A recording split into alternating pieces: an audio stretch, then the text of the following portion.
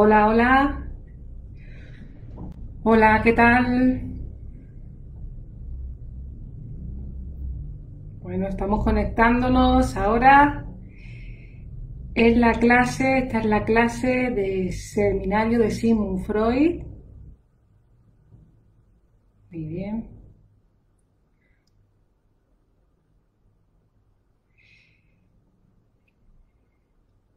Estamos en directo y este es un espacio en el que todos los viernes, desde la Escuela de Poesía y Psicoanálisis Grupo Cero, se realizan pues las clases del seminario Sigmund Freud de los viernes. Y a raíz de la pandemia, pues se están haciendo las clases abiertas. Con esta campaña de cultura para todos y de psicoanálisis para que llegue a más lugares. Y las personas que formamos parte, somos integrantes, somos estudiantes en formación continua, porque un psicoanalista siempre está en formación continua. Yo soy Laura López, estoy en formación continua con la Escuela de Poesía y Psicoanálisis Grupo Cero, y como estudiante de este seminario Sigmund Freud, pues estamos haciendo las clases en directo, y hoy pues me ha tocado a mí dar la clase. Y bueno, comentaros también que bueno, el plazo de matriculación está abierto para el curso que viene, el curso 2021-2022.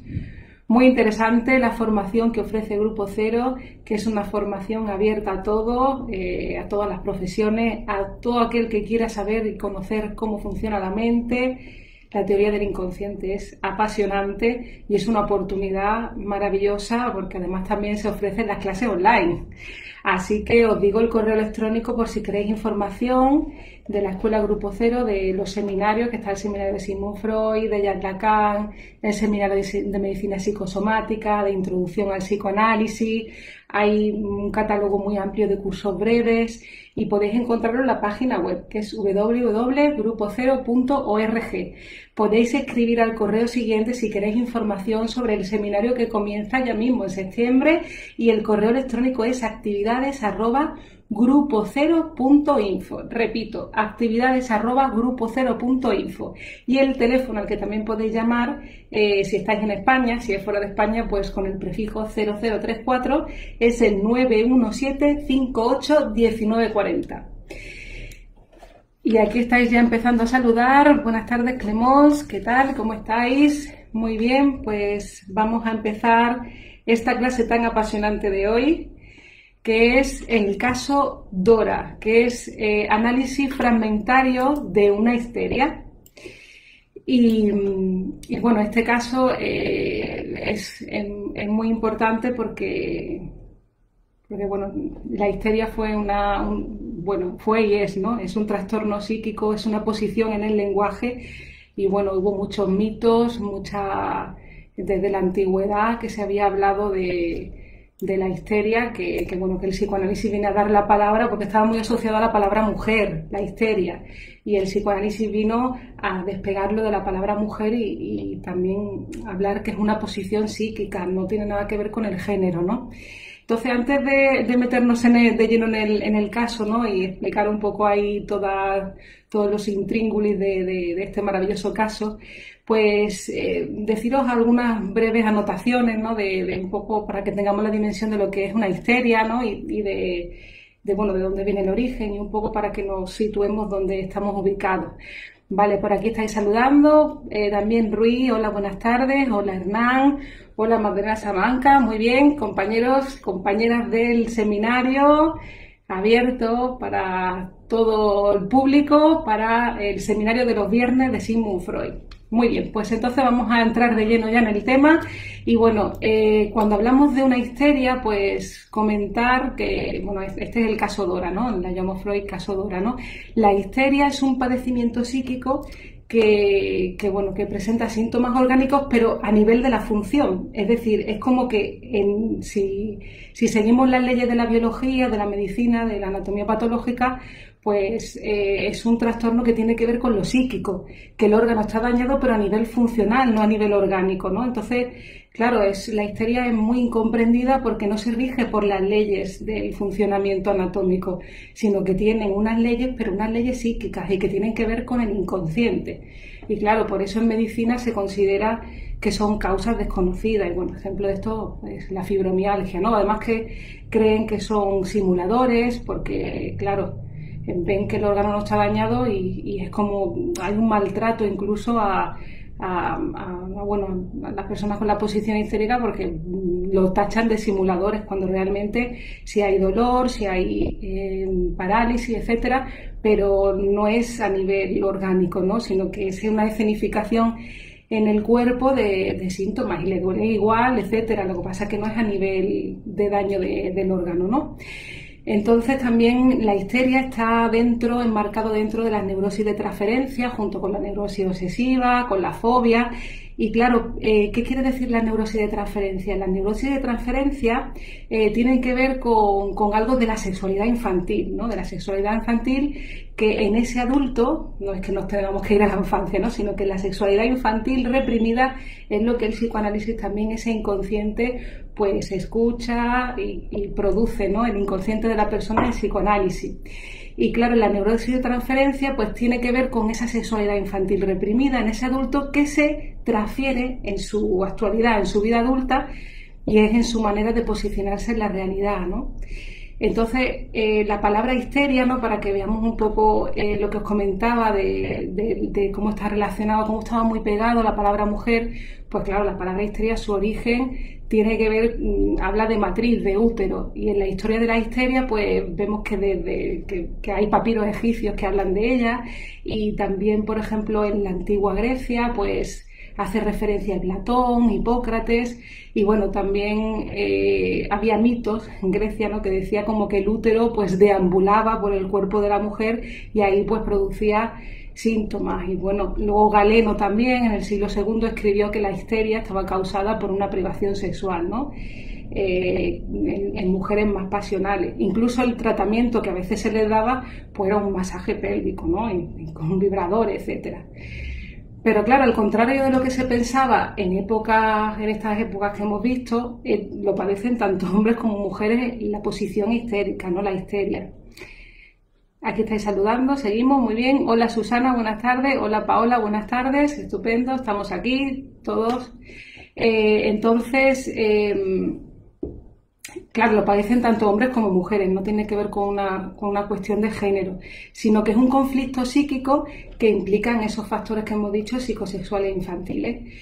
Es una posición en el lenguaje, porque claro, la persona es como que no puede elaborar psíquicamente y lo hace a través del cuerpo, ¿no? Hay un mecanismo que la histeria es el mecanismo de conversión, que los estímulos tanto externos como internos se elaboran a través del cuerpo, ¿no? Se convierten, digamos que en ese mecanismo de conversión hay una derivación de ese afecto a la inervación corporal y somática, y ahí pues vemos cómo se efectúa esa escenificación por ejemplo, la parálisis o la neuralgia, ¿no? Diferentes síntomas que muestran que no hay nada a nivel orgánico, pero es como un síntoma, tiene un sentido, tiene un significado, ¿no? Tiene que ver con esa cuestión de la sexualidad infantil. Y algunos de los síntomas histéricos, ¿no? Para que veamos un poco, pues pueden ser las perturbaciones en la movilidad, las parálisis, la hiperestesia, que es el aumento anormal y doloroso de la sensibilidad, contracturas, tis, dolores corporales, ataques histéricos, epilepsias, vómitos persistentes, repulsa incluso de ciertos alimentos, ceguera, alucinaciones, perturbaciones en la visión, trastornos en la genitalidad como la frigidez, la impotencia, ¿no? Hay una serie de síntomas, pero que a nivel pues orgánico no hay ningún órgano dañado, ¿no? Y por ejemplo, un ejemplo de una parálisis histérica es la paciente que se le quedó paralizado un lado de la cara y era como que algo había sido tan intolerable para ella que le había sentado como si le dieran una bofetada. Y claro, en lugar de poder simbolizarlo a través de las palabras, es como que su cuerpo hablaba, se paralizó esa parte de la cara porque hablaba de esa imposibilidad, ¿no? de simbolizar pues los estímulos. Y claro, tiene que ver con una asociación inconsciente pues cargada de afecto, y claro, ahí vemos pues cómo también están sustentados en frases, ¿no? Toda esa historia digamos, del síntoma, ¿no? Entonces el psicoanálisis lo que permitió es que, claro, pudiera ser otra cosa, porque antes del psicoanálisis el tratamiento, pues no había un tratamiento pues que no era efectivo, porque no escuchaba, no iba realmente a la significación de estos síntomas, ni siquiera lo entendían. Ahí digo que a veces hasta las maltrataban, ¿no? Y los maltrataban.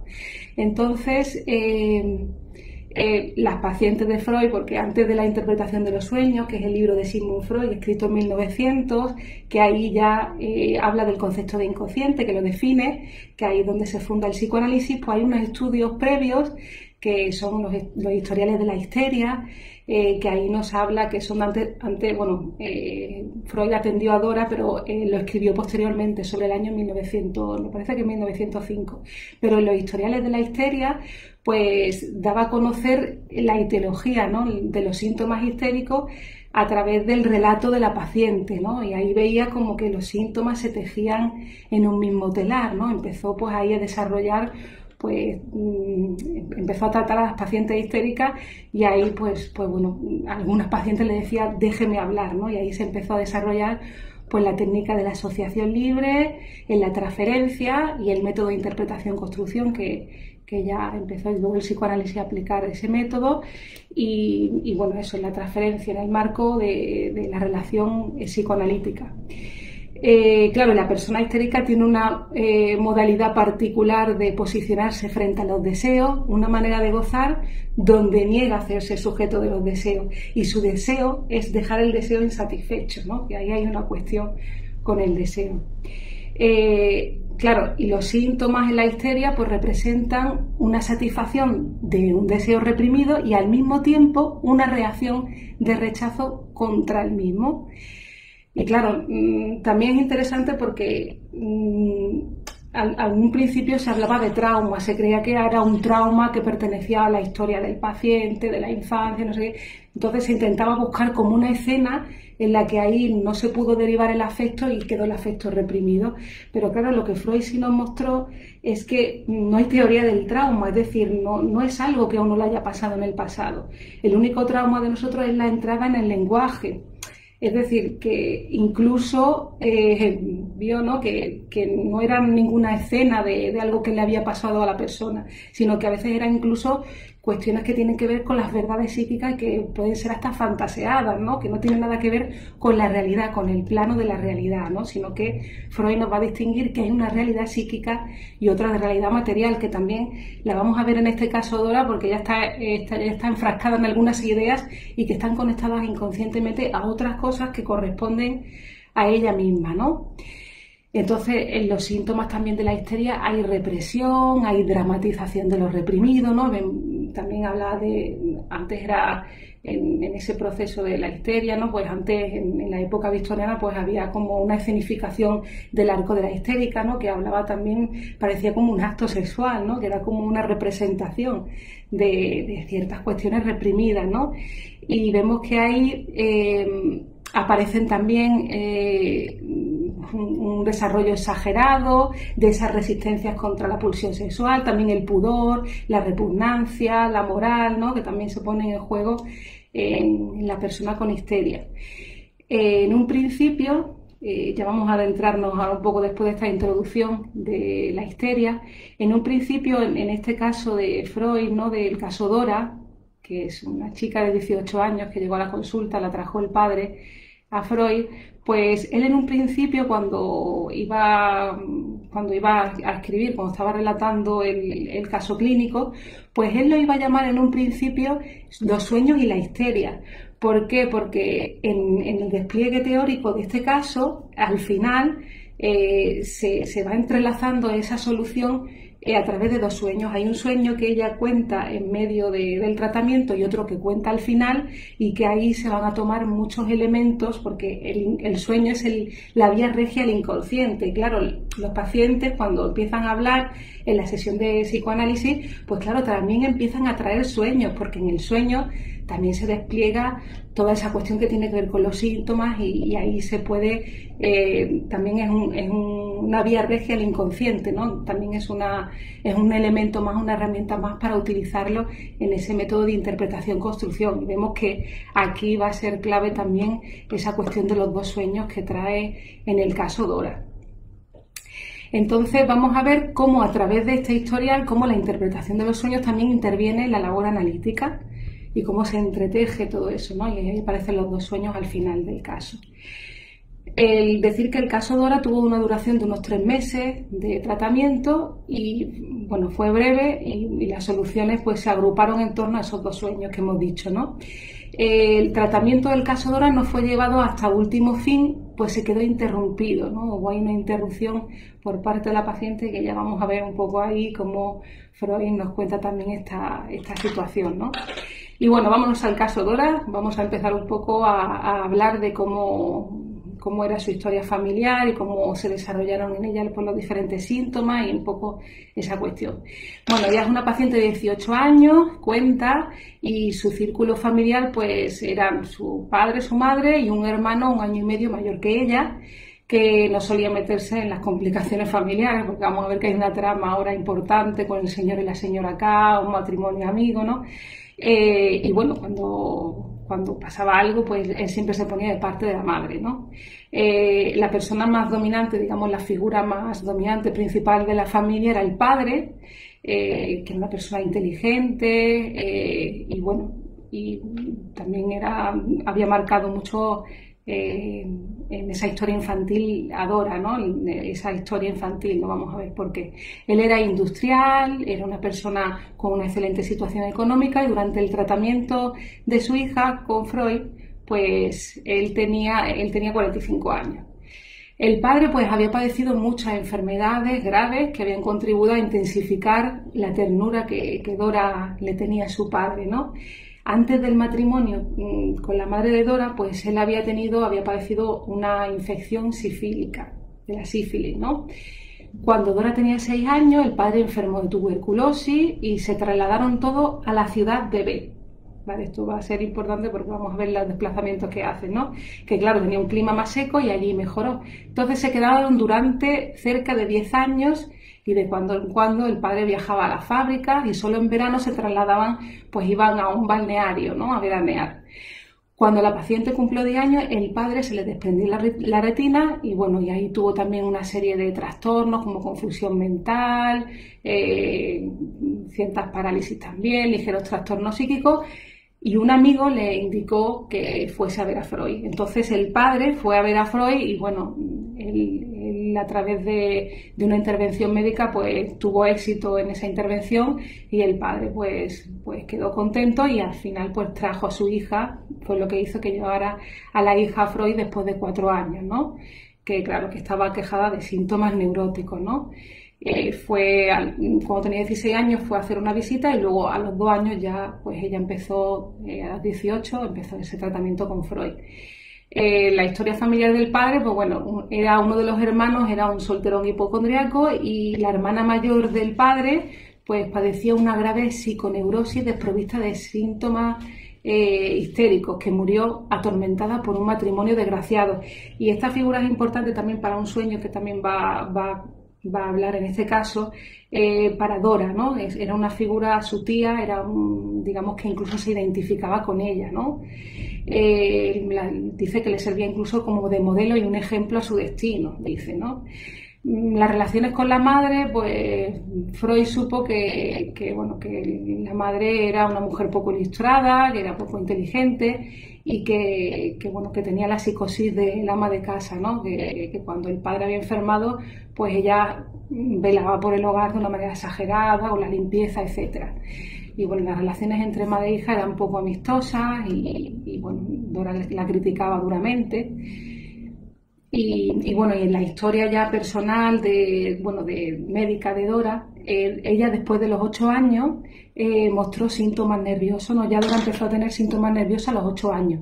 Enfermó de una disnea permanente, que es como una sensación de ahogo, de falta de aire, de dificultad respiratoria. como el asma, ¿no? Le pasó la primera vez después de una pequeña excursión a la montaña y fue atribuida a un exceso de fatiga en un principio. Tuvo 6 meses de reposo y de cuidado que consiguieron calmarla y hacerla desaparecer, pero bueno, el médico de familia le diagnosticó que era una enfermedad nerviosa. Durante el tratamiento le contó a Freud, Dora, que como de manera que parece una cosa como simbólica, ¿no? Que su hermano contraía en primer lugar enfermedades leves y ella luego las contraía con mayor gravedad. A los 12 años comenzó a padecer ella, Dora, frecuentes jaquecas, ataques de tos nerviosa, y bueno, la tos nerviosa fue algo que se mantuvo en ella cuando ya llegó también a la consulta de Freud, que tosía de una manera característica, ¿no? Porque decía que la frecuencia eran de 3 a 5 semanas, llegando una vez a varios meses. Y bueno, decía que incluso en las primeras fases del síntoma pues había tenido una afonía completa, no podía hablar, ¿no? Claro, la paciente acabó por acostumbrarse a despreciar pues, los esfuerzos de los médicos porque nadie le resolvía lo que le pasaba, ¿no? Había ido a curas en balneario, etcétera, pero nada, ella ya incluso le tuvieron que obligar un poco a ir a Freud porque digamos que no tenía confianza en los médicos, porque claro, había estado en tratamiento durante tiempo, pero no tenía resultados, ¿no? Y claro, ¿qué pasó? ¿Qué fue el incidente, ¿no? Que también les asustó a los padres y hicieron que la llevaran a la consulta de Freud? Pues ellos quedaron aterrados al encontrar encima del dormitorio una carta en la que Dora se despedía de ellos para siempre, alegando que no podía soportar la vida por más tiempo. Claro, luego ella en el tratamiento, pues esa carta la dejó encima de la mesa, ¿no? De una manera inconsciente, ¿no? La dejó ahí, que incluso como una cosa para que la vieran los padres, ¿no? Y claro, dice que después de eso, pues tuvo como una pequeña discusión con el padre, ella le dio un ataque y se presentó como acompañado de convulsiones, delirio y lo olvidó todo, ¿no? Entonces era como una persona muy sensible y bueno, la llevaron a Freud, ¿no? Claro, Freud ya indica que tenía todas las características de una pequeña histeria, ¿no? Porque tenía síntomas somáticos, psíquicos como la disnea, la tos nerviosa, afonía, jaquecas, depresión de ánimo, excitabilidad, un tedio para la vida, ¿no? Que no tenía apetencia para la acción, para gozar de las cosas. Ahí se presentó el marco de Dora, ¿no? En esa situación. Muy bien, aquí estoy saludando. Buenas tardes, Laura, estupendo. Buenas tardes, Carlos. Hola, Virginia, buenas tardes. Bueno, entonces a Freud el padre pues le cuenta una situación la situación familiar, ¿no? Y él le informa que en esa historia de todo lo que ha pasado, ¿no? De cuando escribe la carta, pues el padre le cuenta que tanto él como su familia habían hecho en la ciudad de B, cuando él se tuvo que trasladar por la tuberculosis, una íntima amistad con un matrimonio que residía allí desde hace varios años atrás, que eran los señores K, el señor y la señora K. Y bueno, la señora K indica que le había cuidado incluso al padre de Dora durante su última grave enfermedad, ¿no? Había sido muy atento la señora K con él. Y el señor K se había mostrado siempre muy amable con Dora, la acompañaba en sus paseos y le hacía pequeños regalos, ¿no? Y Dora había cuidado cariñosamente de los 2 niños pequeños de este matrimonio y se había mostrado con ellas como incluso muy maternal. Entonces, ¿qué había pasado también en esa situación con este matrimonio? Porque Dora había acusado al señor K de que se había atrevido a hacerle proposiciones amorosas durante un paseo que dieron a solas en el lago, ¿no? Incluso era la cena de que como que la intentó besar y ella la bofeteó y se fue, ¿no? Entonces, al acusado, ¿no? El señor K le pidieron explicaciones, que bueno, él negó los hechos, incluso acusó a Dora diciendo que su mujer, la señora K, le había llamado la atención el interés que tenía ella pues por todo lo relacionado con la cuestión sexual, ¿no? Que estaba leyendo incluso un libro que era Fisiología del amor, de Mantegazza, y decía que seguramente pues se había puesto muy acalorada y por semejantes lecturas pues había fantaseado esa cena, o sea que no, le estaba incluso acusando de eso, ¿no? Y ahora Dora, después de esa situación, pues le exigía al padre, después de haberle dicho que había esa persona pues intentado acercarse a ella de un modo inapropiado, pues también ella le exigía a Dora, porque ella tenía una fantasía como que habían hecho como un intercambio, ¿no? Como de que ella era como la moneda de cambio entre que él, el padre y la señora K, como estaban juntos, pues le habían intercambiado a ella, pues le habían como cedido al señor K para que ellos pudieran seguir su aventura, ¿no? Que ella veía que tenía una aventura la señora K y el padre de Dora. Entonces lo que Dora le exigía al padre es que rompiera toda relación con el matrimonio de K y muy especialmente con la señora K, ¿no? A la que el padre adoraba, ¿no? Y claro, el padre no quería complacerla porque él estaba muy a gusto con esa mujer, ¿no? Y claro, incluso decía que sus relaciones no tenían nada de ilícito. ¿Sabéis por qué? Porque él estaba en un estado de salud pues bastante delicado e incluso era impotente, ¿no? Y recordad que antes del matrimonio había contraído la sífilis, ¿no? Y en ese proceso pues bueno, había desembocado también en la impotencia sexual, ¿no? Entonces decía que no tenía nada de ilícito esas relaciones porque, claro, él era impotente, ¿no? Y esto va a ser importante porque en la histeria se pone también en juego la relación con la falta, ¿no? Entonces señala que la mujer del padre de Dora el padre de Dora dice que su mujer no era nada para él, ¿no? Y esta frase también va a ser muy importante para desentrañar luego el final, ¿no? Entonces, para Freud, este relato, que esto se lo contó el padre, ¿no? Y él quería, pues bueno, escuchar al paciente, ¿no? A que asocie libremente, porque ya hemos dicho, no vamos a irnos a la realidad, esto no es cuestión de irnos a la realidad con la experiencia, ¿no? de lo que le pasa a la persona, ¿no? Sino es en la realidad psíquica, ¿no? Cómo se entreteje en esa persona el deseo y cómo vamos a ver que ciertas escenas pues esconden otra cosa, ¿no? Que se producen otra cosa, ¿no? La escena de las proposiciones amorosas y la posterior acusación del señor K no son la génesis de esa enfermedad histérica, ¿no? Porque esa tos y esa afonía ya existía en Dora, como hemos visto, cuando cumplió los 8 años, ¿no?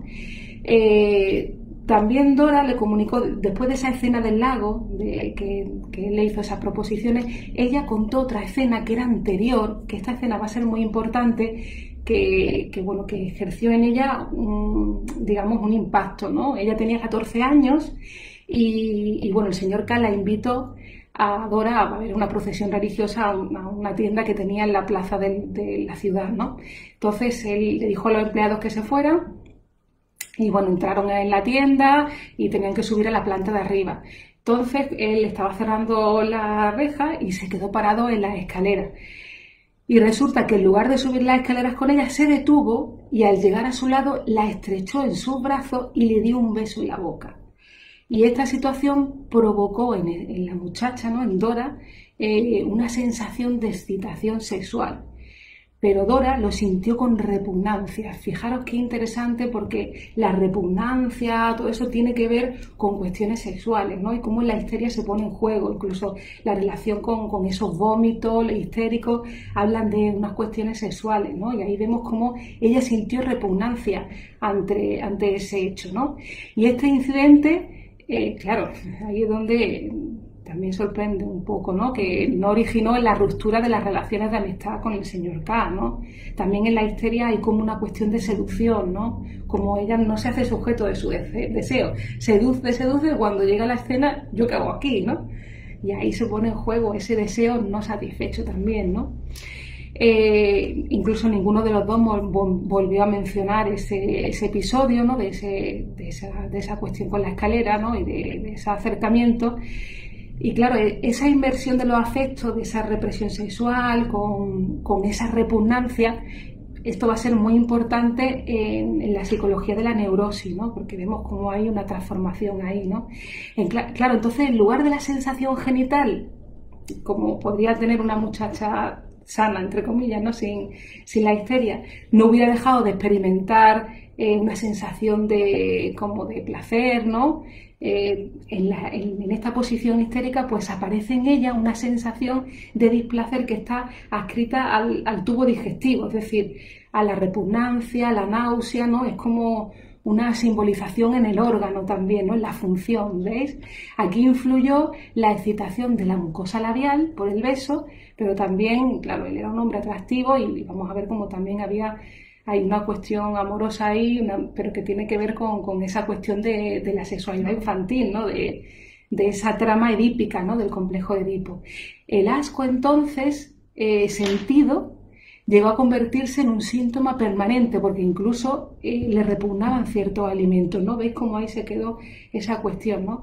Pero esa escena dejó atrás, también dejó una alucinación, ella empezó a tener como una alucinación táctil, que hablaba, que sentía en su busto, en el pecho, una presión del brazo.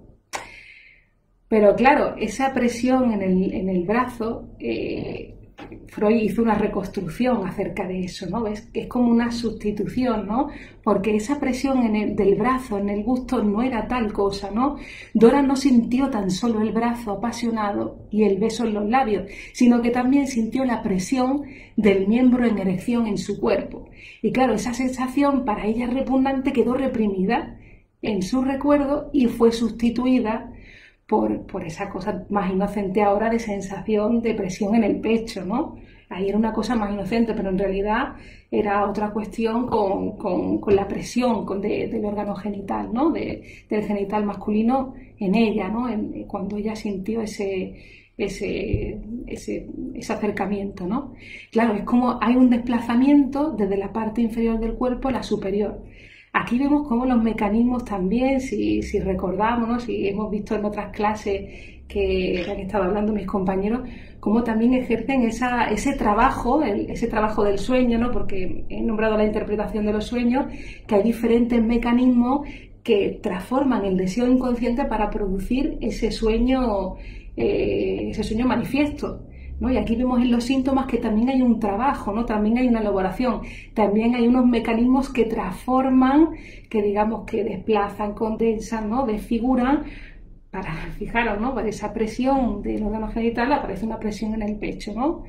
Y habla pues también de esa transformación en esa elaboración de los deseos inconscientes, ¿no? Y bueno, y aquí en la histeria ya hemos dicho que es a través del mecanismo de conversión. Algo que no puedo elaborar en vía psíquica se escenifica a nivel somático y a nivel funcional, ¿veis? En la garganta, ¿no? En esas sensaciones, ¿no? Y a nivel no hay ninguna lesión del órgano, es a nivel funcional, ¿no? Entonces van a surgir 3 síntomas: esa repugnancia, la sensación de presión en el busto y la resistencia a acercarse, incluso, fijaros, tenía como una repulsa de acercarse a hombres que estaban abstraídos como en un diálogo amoroso. ¿Por qué? Porque esa escena le remitía a esa situación en la que, claro, el hombre se excita y se aproxima a la mujer amada, ¿no? Y ahí vemos que pone en escenificación toda esa cuestión del órgano genital masculino que se aproxima, ¿no? Y todas esas cosas. Entonces, volvamos ahora a las relaciones de los señores K con Dora y su familia, ¿no? Pues también indicaba en ese relato la paciente pues que ambas familias dormían en las vacaciones en el mismo hotel, residían en el mismo hotel, y que la señora K pues se cambió de habitación para trasladarse una al final del pasillo, y su padre hizo lo mismo, ¿no?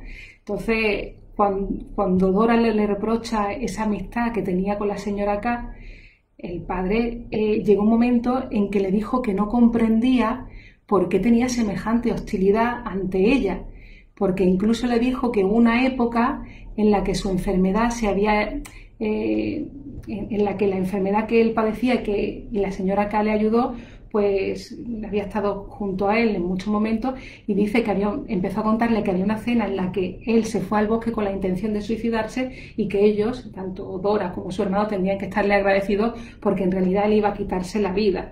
Y fue la señora K, supuestamente, y ahí dice que si no, él hubiera cometido pues ese suicidio, ¿no? Pero claro, Dora no se lo creyó, ¿no? Dora supuso que el padre se lo había inventado para justificar una cita con esa mujer, ¿no? Entonces, esto es interesante porque durante el tratamiento Dora empezó a criticar repetidas veces amargamente a su padre, diciendo que no era sincero, que no pensaba más que en su propia satisfacción, que tenía el don de hacer las cosas tal y como le convenía. Y claro, a ella se le ponía esa idea que os he comentado antes, que su padre la entregaba acá, ¿no? Tenía esa fantasía, ¿no? para él seguir con las relaciones con la señora K, ¿no? Pero claro, naturalmente no habían hecho ningún pacto jamás, ¿no? De ese estilo, ¿no? Sí que es cierto claro, que en esa historia pues el padre eludía lo que estaba pasando, ¿no? Hacía razonamientos de que confiaba en su hija, que ese hombre, el señor K, era incapaz de traicionar su amistad y que Dora era una chiquilla, ¿no? Y ahí es como cada uno por su lado pues velaban esa historia porque claro, realmente a él le convenía estar con la señora K y el otro pues estar también acercándose al señor K, Dora, ¿no? Que también había ahí pues una escena de seducción, ¿no? Cada uno de los hombres, de tanto el señor K como el padre, ¿no? Pues ahí vemos que eludían toda esa cuestión, ¿no? Pero claro, más allá, claro, nos dice Freud también que más allá de ver esto como ideas fundamentadas, ¿no? De irnos a la realidad, ¿no? De irnos a esa escena con esa familia, de toda esa trama, ¿no? No nos vamos a ir a esa realidad, sino que nos interesa otra cosa de este caso, ¿no? Porque tales ideas que no podemos, no es cuestión de entrar con el paciente a razonar, ¿no? Algo de la realidad, sino que el psicoanálisis va a descubrir otra cosa, ¿no? Porque esos reproches, esas ideas en las que uno está fijada de manera obsesiva, digamos que son utilizadas por el enfermo para encubrir otras cosas que dejan escapar a su crítica y conciencia y que tienen que ver con esa persona, ¿no? Hay algo afectivo ahí insistente que no tiene tanto que ver con esa escena con la otra persona, sino que es con uno mismo, ¿no? Los reproches con otras personas hacen sospechar la existencia de una serie de reproches de igual contenido contra uno mismo, ¿no? Y claro, ese modo de defenderse contra esos reproches referidos a uno mismo, transfiriéndolo en otra persona, pues bueno, es como el modelo ahí automático que hacen los niños cuando le dices que tú has hecho esto y te responde con te dicen, no, el mentiroso eres tú, ¿no? Cuando dicen tú has dicho una mentira y dicen, no, el mentiroso eres tú, ¿no? Pues esto ahí como una fórmula igual, ¿no? De que esos reproches corresponden en realidad pues a lo que critica del otro, es algo que está ahí con esas raíces inconscientes en uno, ¿no? Y claro, vamos a ver esos reproches porque se van a ir desmenuzando este caso, que ya digo que ahí Freud en el caso va explicando poco a poco, va desmembrando todo hasta llegar luego a una conclusión que te articula toda la cuestión, ¿no? Entonces como va haciendo como interpretaciones para llegar luego a la conclusión final. Entonces los reproches, vamos a estudiar uno por uno porque es muy interesante, porque los reproches que hace Dora contra su padre nos dice que tenía razón al afirmar que el padre no quería enterarse del verdadero carácter del señor K que tenía con ella, ¿no? Porque, claro, le hubiera perturbado las relaciones que tenía con la señora K, al padre, ¿no? Pero Dora, claro, esos reproches que le hacía ella al padre, Dora también había hecho lo mismo. Se había hecho cómplice de esas relaciones con el padre y la señora K.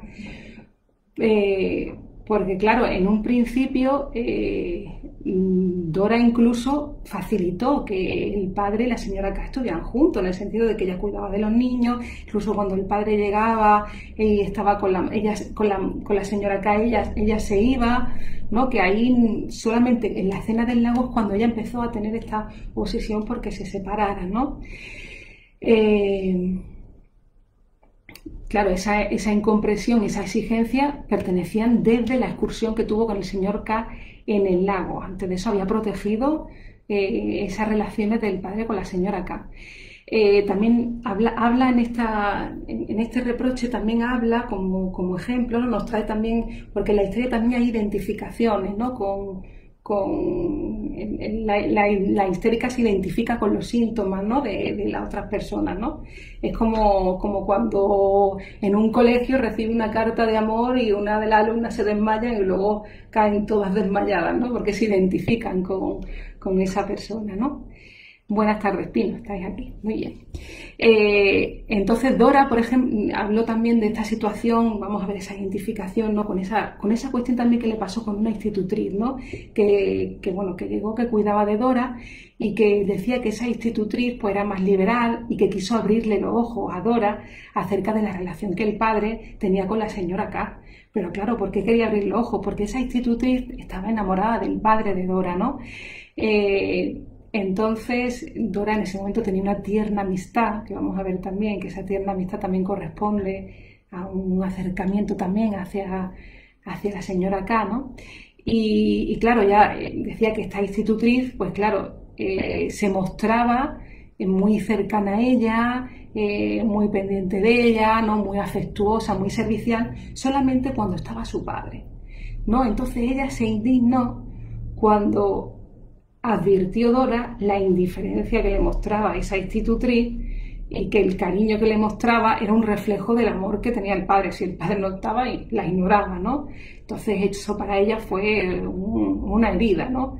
Y claro, la institutriz había hecho ver a Dora una parte de su propia conducta, porque ella también se comportaba así con los hijos de la señora K, ¿no? También había una cosa como de interés también acercarse a ella, ¿no? El matrimonio K había estado pues muchas veces a punto de separarse y bueno, y el cariño que a los niños había constituido desde un principio era un enlace entre K y Dora, y al ocuparse de los niños había sido para Dora el pretexto de ocultar a los demás pues en lo suyo algo que no tenía que ver tanto con los niños, sino con esas relaciones, ¿no? Hacia la señora K, etcétera. Su conducta con los niños, igual que la institutriz, claro, le imponían pues esa misma consecuencia que hablaba de esa tolerancia silenciosa de las relaciones de su padre con la señora K, ¿no? Entonces ahí hay un misterio, ¿no? ¿De quién estaba enamorada K? Perdón, Dora. ¿De quién estaba enamorada Dora, ¿no? Pero no es la cuestión de quién estaba enamorada, sino que se estaba entretejiendo ahí. Ahí se entreteje toda esa cuestión del complejo de Edipo, ¿no? Del significante padre, madre, ¿no? Toda esa construcción se estaba realizando ahí también en esa escena, ¿no? Que aparece cada vez en la realidad. Por eso la sexualidad infantil no es algo que pertenezca a la infancia, sino que es actualizado, ¿no? Y vemos ahí cómo en la histeria se juega esa cuestión de la castración, de la falta, de la diferencia sexual, ¿no? Y cómo ahí vemos que se está jugando toda esa cuestión. Entonces Freud le expresó la cuestión de ella, habló de la seducción del señor K y de ella, ¿no? Que ella no le confirmó, pero le habló de una prima que le decía que parecía que estaba enamorada de ese hombre, porque pasó por su lado y ella se le cambió la cara, ¿no? Y en ciertos signos, pues la prima le dijo, oye, parece que estás enamorada de este hombre, ¿no? Entonces, claro, Freud se pregunta, pero claro, aquí viene la cuestión. Si Dora amaba al señor K, ¿cómo explicamos la repulsa que tuvo en esa escena del lago? ¿No? ¿Cómo pudo ver una ofensa en algo que una muchacha enamorada, si no hubo ahí nada que fuera muy grosero, ¿no? Ni repugnante, ¿no? Y ahí vemos que en esa escena es raro, ¿no? De ahí lo dejamos abierto, ¿no? Ahora, estudiamos el otro reproche. El otro reproche que Dora le hacía a su padre es que utilizara su enfermedad como pretexto y medio para sus fines. Pero claro, a Dora eso también le pasaba, ¿no? Y claro, incluso Freud dio en la diana cuando en una de las sesiones vino con un dolor en el estómago, ¿no? Y Freud le preguntó, ¿a quién está usted imitando, no? Porque hay una cosa de identificación.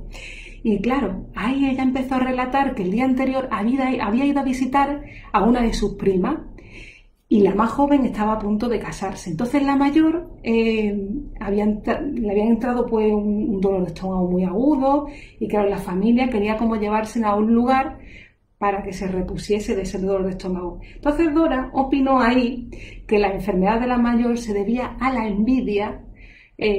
Pues claro, dice que esa prima estaba acostumbrada a fingir siempre que le dolía algo para conseguir otra cosa, ¿no? Y claro, en esa ocasión pues quería alejarse de la casa porque su hermana menor se iba a casar y no quería ser testigo de la felicidad de su hermana, ¿no? Entonces, claro, ahí Dora se identificó con ese síntoma. ¿Por qué? Porque ahí hablaba también de esa identificación de que ella envidiaba el amor de que era objeto otra mujer, ¿no? Que ahí vemos que está en juego también la señora K con su padre, ¿no? Y ahí vemos que se identificó con esa envidia, ¿no? Incluso en esa interpretación, Freud comenta en ese despliegue del caso que ahí los dolores desaparecieron, ¿no? En esa interpretación pues desaparecieron, ¿no? Y también habla de esa identificación que también tuvo con un aspecto de la señora K, porque decía que la señora K, cada vez que el señor K se iba de viaje, pues ella se mejoraba, se ponía bien. Y cuando él volvía de viaje, pues ella tenía diferentes síntomas, ¿no? Se ponía enferma.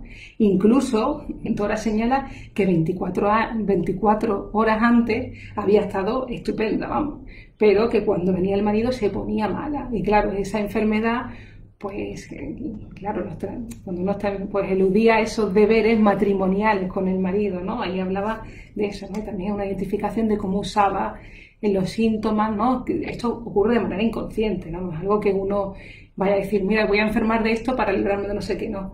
Es que son mecanismos, complejos mecanismos psíquicos inconscientes. Por eso es tan importante el estudio del psicoanálisis, me parece primordial para estar en el siglo XXI, porque hay una complejidad inconsciente que claro, no se puede escuchar si no es con la escucha del psicoanálisis, que te habla de toda esta cuestión, toda la teoría del inconsciente. Entonces, claro, Dora había padecido una serie de accesos de tos acompañados de afonía. Entonces se preguntaba Freud, ¿no? ¿Por qué él está desplegando todos los síntomas en este recorrido del caso, ¿no? Y Freud se preguntaba, ¿tendría algo que ver la ausencia o la presencia del hombre amado? Porque estaba elaborando que podía ser el señor K, que podía ser, ¿no? Pero ya decimos que en el fondo era todo ese juego del complejo de Edipo. Entonces se preguntaba si tendría que ver con la aparición o desaparición de los fenómenos patológicos que ella tenía con referencia a todo, etcétera, si tenía que ver con la presencia o la ausencia del señor K, cuando se iba, cuando venía. Entonces le preguntó Freud a Dora que cuál había sido la duración media de esos accesos de tos, etcétera. Y claro, habló de 3 a 6 semanas, y veis cómo coincide esa cuestión también que le pasaba a la señora K, ¿no? Entonces Dora se debía conducir también de forma diferente a la esposa, es decir, que cuando se iba enfermaba y sanaba cuando llegaba, pero eso no pasó. Pero decía también que era una cosa como para que no se descubriera el secreto, ¿no? Pero Freud le llamó la atención de que su enfermedad actual se mostraba tan tendenciosa como la que le aquejaba a la mujer de K, y estaba idénticamente motivada por alguna cuestión así, ¿no? No cabía duda de que Dora perseguía un fin que esperaba alcanzar por medio de su enfermedad, ¿no?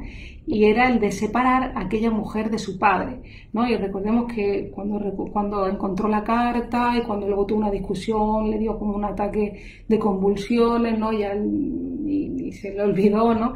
Tuvieron como convulsiones histéricas y el padre pues se mostraba muy preocupado por su hija, ¿no?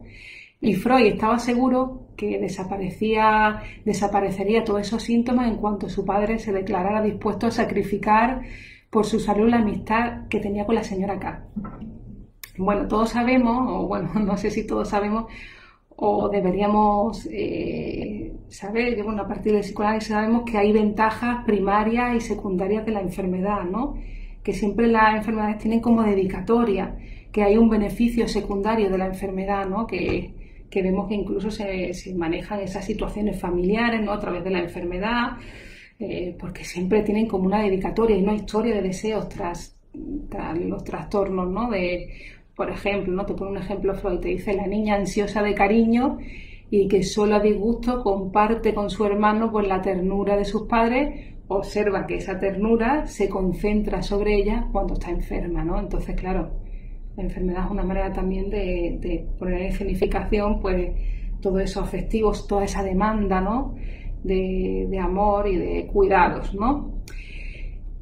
Y volvemos a Dora. Ninguno de los actos del padre la indignó tanto como la facilidad con que el padre aceptó la opinión de que la cena junto al lago no había sido más que un producto de la fantasía de su hija. Eso le indignó muchísimo a Dora. Y claro, y Freud no conseguía averiguar qué reproche contra sí misma podía esconderse en ese reproche hacia el padre, ¿no?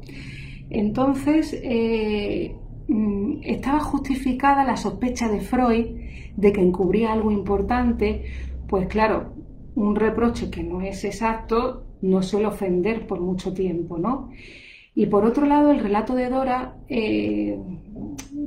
Freud concluyó que era verdad, ¿no? Pero tampoco no nos vamos a ir a la realidad, ¿no? En cuanto comprendió que las intenciones de K en cuanto comprendió las intenciones de K, no le dejó continuar hablando, le abofeteó y echó a correr, ¿no?, en la escena del lago. Y su conducta le tuvo que parecer a K incomprensible. Claro, porque, como decía, ¿no?, que ahí en esa cuestión también había una seducción por parte de Dora, ¿no? Ya no era una niña inocente, ya había una cuestión de despliegue de esa seducción también con el señor K, ¿no? Pero dice que en el análisis del segundo sueño vamos a ver esta cuestión de este reproche, ¿no?, que ahí todavía no se ha podido desvelar. Y la tos nerviosa, ¿no?, que vamos a ver esa interpretación que Freud también nos puso en juego, ¿no? Se pudo interpretar esa tos nerviosa como expresión de una situación sexual fantaseada, ¿no? Como hemos dicho, que el órgano a través de la función, ¿no?, de la boca, de la laringe, ¿no? Y cuando Dora repitió una vez más que la mujer de K amaba solamente a su padre porque se trataba de un hombre de recursos, observó Freud ciertos detalles en esa palabra, ¿no?, de esa expresión de un hombre de recursos, donde detrás de ese hombre de recursos, claro, se escondía pues que un hombre sin recursos era un hombre impotente. ¿Veis? Ahí está en juego el pene, ¿no?, del padre, que está en juego toda la sexualidad, ¿no? Hay la diferenciación sexual. Vemos ahí cómo se entreteje en esa frase también te habla de la impotencia del padre, como si es un hombre de recursos, pues la señora K, pues que estaba con él porque era un hombre de recursos, ¿no? Vemos ahí cómo se entreteje y se vela toda esa cuestión, ¿no? Entonces, una vez confirmada esa interpretación que le hizo Freud, pues también le dijo que contradecía un poco eso que hablaba de sin recursos, de la impotencia, porque por un lado afirmaba que las relaciones del padre con la mujer, con la señora K, eran de carácter íntimo, y por otro que el padre era impotente, ¿no?, y por tanto era incapaz de mantener esas relaciones, ¿no? Pero ahí, ya digo, se pone en juego toda esa cuestión de edípica, ¿no? Ella sabía que había más de una forma de satisfacción sexual, ¿no? Y bueno, como por ejemplo vemos como en la histeria también hay como esa escenificación sexual en los órganos, por ejemplo en la garganta, en la tos, ¿no? Vemos como ahí corresponde también a esa cuestión sexual, ¿no? Entonces asintió, precisamente pensaba en que aquellos órganos en que en ellas estaban en estado de excitación, la boca y la garganta correspondían pues a satisfacciones sexuales sustitutivas, porque los síntomas, al fin y al cabo, son como realizaciones de deseos, son satisfacciones sustitutivas. Muy interesante esto, lo de las satisfacciones sustitutivas. Entonces Dora desconocía la raíz de su preocupación obsesiva en torno a las relaciones del padre con la mujer de K, ¿no? Porque esa obsesión que tenía con toda esa cuestión tenía raíces inconscientes en ella. Y esa raíz inconsciente es que ella sentía y obraba más bien como una mujer celosa, ¿no? Tal y como hubiera parecido comprensible que obrase su madre, ¿no? Es como si se pusiera en el lugar de la madre. Y claro, con el dilema que a su padre le planteaba o esa mujer o yo, ¿no? Los reproches que dirigía, su amenaza de suicidio, la situaban también en el lugar de la madre, ¿no? ¿Veis? Ahí está en juego toda la trama edípica. Claro, se identificaba con esa tos, esa afonía con las dos mujeres a quien su padre había amado, su madre y la señora K, y obraba como si ella misma supiera o estuviera dispuesta a reconocer que se hallaba enamorada de su padre, pero claro, pero no era eso, ¿no? Entre la señora K y Dora había subsistido durante años una estrecha amistad, nos dice aquí también Freud. Y bueno, la señora K le contaba las dificultades que tenía en el matrimonio, era su confidente, habían mantenido una relación muy estrecha, ¿no?, Dora y la señora K. Y claro, nos dice aquí que incluso cuando Dora hablaba de la señora K, no tenía una inquina hacia ella, ¿no?, sino que hablaba que tenía un cuerpo blanquísimo, que te parecía como un acento más propio de una persona que está enamorada, que de una rival vencida, ¿no? Incluso cuando el padre le hacía los regalos, sabía que eran elegidos por la señora K, porque reconocía el gusto de la señora K cuando el padre le mandaba los regalos, ¿no? Y cuando Dora denunció la conducta del señor K, y para ella fue una herida muy grande, ¿no?, para ella, porque es como si hubiera sentido una traición de la señora K, porque claro, el libro que mencionaba el señor K era porque se lo había dicho la señora K, porque si no, ella la que le contaba esas confidencias era la señora K, de los libros que leía, y había sido traicionada por ella, y eso para ella pues fue algo pues que también le impactó, ¿no? Para ella. Bueno, y claro, también habla aquí de esa cuestión de esa bisexualidad, ¿no? De que aún no estaba esa diferencia sexual, ¿no? De cómo esa relación con la señora K pues también venía a ocupar ese lugar de ese amor a la madre, ¿no? Y que ahí Freud nos dice que claro, que tanto las muchachas como los muchachos muestran en los años de la pubertad claros indicios de una inclinación pues homosexual, ¿no? En el sentido que la amistad pues hacia una compañera de colegio, hacia personas del mismo sexo, pues corresponden a esa constante y celosa sensibilidad, ¿no? Y que claro, y que habla de esa cuestión, ¿no? De que aún no está esa diferenciación sexual y que están en juego ahí pues todas las cuestiones edípicas, ¿no? De la madre, del padre, en la construcción del hombre, la mujer, ¿no? También esa cuestión de la castración, ¿no? De elaborar la diferencia sexual, y ahí se pone en juego también en el caso de Dora. Entonces, por ejemplo, en la relación que sostiene su pubertad con la señora K, Dora va teniendo los primeros sentimientos surgidos de la relación de esa sustitución con la madre, ¿no? Y en la escena del beso que tiene con el señor K también nos habla que es como una apertura al mundo de lo distinto. Y en esa escena vivida a los 14 años con el señor K en la tienda de la pequeña localidad donde vivían sus padres, pues está ese desplazamiento corporal, esa repetición, y aparecen ahí pues las diferencias también, las diferencias sexuales y la negación, ¿no? Es cuando se aproxima, cuando el miembro viril es como también la percepción de la diferencia y la negación, ¿no? Claro, lo que no está dispuesta Dora a sobrellevar es esa percepción dolorosa de lo distinto que se ha resuelto antes en el tratamiento en esa conversión corporal, ¿no? Que como síntoma histérico. Vemos que todo lo que gira aquí alrededor del caso Dora es en torno a la falta, la castración, que bueno, que ya en la segunda parte, a través también de esos sueños, ya se va a hacer una articulación y las conclusiones también de este caso. Así que por ahora en este recorrido, ¿no? De todo lo que nos ha abierto un poco ahí Freud, y comentar que junto con Brouwer, Freud escribió en 1896 los historiales de la histeria, y ahí pues bueno, ya dije que se creía que había una escena como una teoría del trauma, y ya claro, empezó a vislumbrar que no era una teoría del trauma, ¿no? Sino que es nuestro, cómo nos atravesamos en el lenguaje y cómo se va constituyendo en nosotros todo eso significante, ¿no? De hombre, de mujer, de padre, de madre, que eso es toda la sexualidad infantil reprimida, que la sexualidad adulta es a condición de esa sexualidad reprimida, y que en la histeria pues vemos que también se pone en juego toda esa cuestión alrededor de la falta, de la castración, que nos muestra también este caso, y que vamos a poder ver en la siguiente clase, ¿no? También el resultado conforme también a esos dos sueños que nos cuenta Dora, y que son principales también para articular el caso y para llenar todas esas lagunas y hacer la interpretación, ¿no? Así que bueno, no sé si tenéis alguna preguntilla o queréis decir algo, que estáis muy callados.